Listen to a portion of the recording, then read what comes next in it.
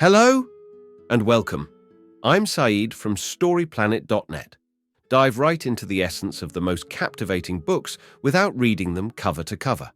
Whether you're on the go, at the gym, or just relaxing at home, we offer you a unique and enriching listening experience. Today, we are exploring the book, Founders at Work, a creation by Jessica Livingston. Published in 2007, Founders at Work provides an insightful glimpse into the formative stages of more than 30 significant American startups. Through personal accounts, the creators behind renowned companies like Hotmail and Blogger.com recount the challenges, setbacks, and unpredictability they faced in bringing their ideas to life. Additionally, they impart the wisdom they have acquired and the valuable insights gained from reflecting on the tumultuous early days of their ventures. Before we delve into these revelations, it's interesting to note that Jessica Livingston is a founding partner of Combinator, a startup accelerator that has provided guidance and investment to successful startups such as Dropbox and Airbnb. Additionally, in 2015, she became a financial supporter of OpenAI, a non-profit organization committed to the responsible and secure advancement of artificial intelligence. With 8 key ideas to unveil, brace yourself for a deep dive into this captivating book. On StoryPlanet.net. To start, discover the valuable lessons learned by the most successful startup founders. In the late 1990s, there was a startup boom that led to the bursting of the dot-com bubble in the early 2000s. Many companies collapsed, but new startups emerged, focusing on user-generated content. In 2006, Jessica Livingston transcribed conversations with early startup founders for her book, which focuses on the lessons learned from launching a startup. Despite technological advancements, the stories of these entrepreneurs and their ideas remain relevant. The book explores the origins of companies like PayPal and Flickr, the high price Yahoo paid for website bookmarks, and why investor money may not always be the best option. Key idea number 1. Startup success stories like PayPal and Blogger demonstrate that it is common for startups to evolve and change their initial idea along the way. The author found that many successful startups ended up with a different idea or product than what they started with.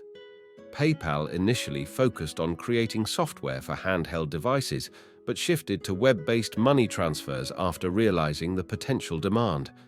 Blogger.com started as a project management software company, but became successful when they made blogging easy and accessible to anyone.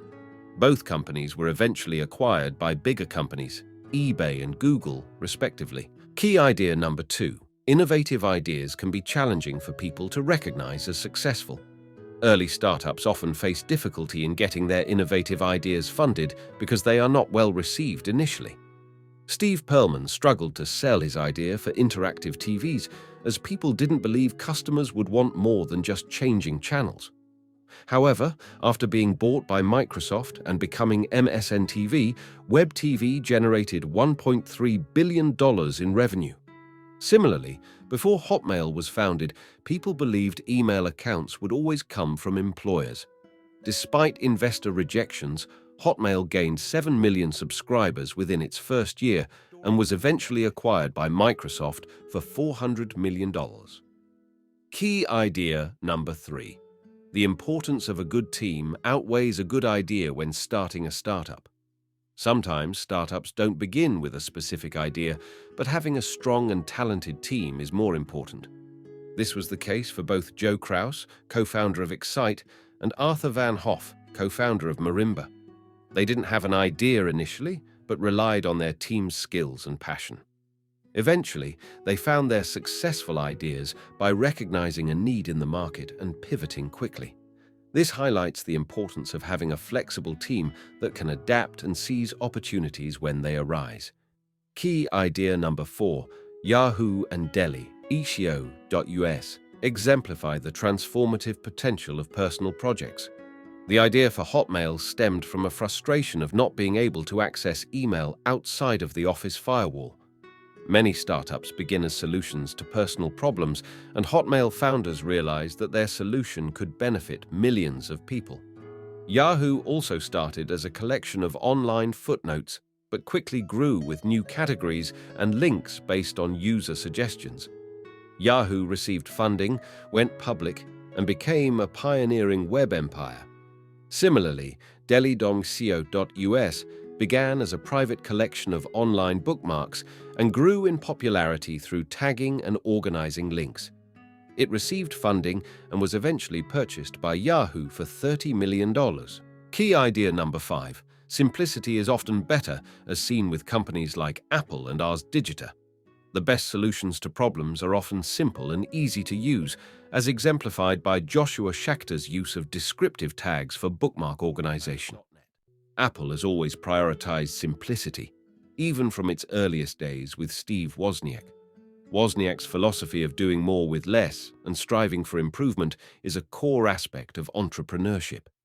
Philip Greenspun followed a similar philosophy with his web design company, Ars.Digita, offering simple and efficient design solutions.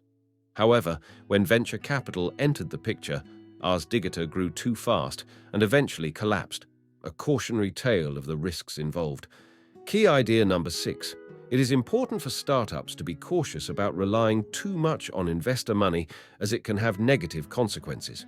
Therefore, it is advisable to explore alternate ways to generate revenue or adopt cost-saving measures. Venture capital often comes with strings attached, such as giving up control or shares in the company. To avoid this, founders recommend reducing costs or avoiding new investors. Joel Spolsky founded Fog Creek Software to create a programmer-friendly environment with perks that investors don't like.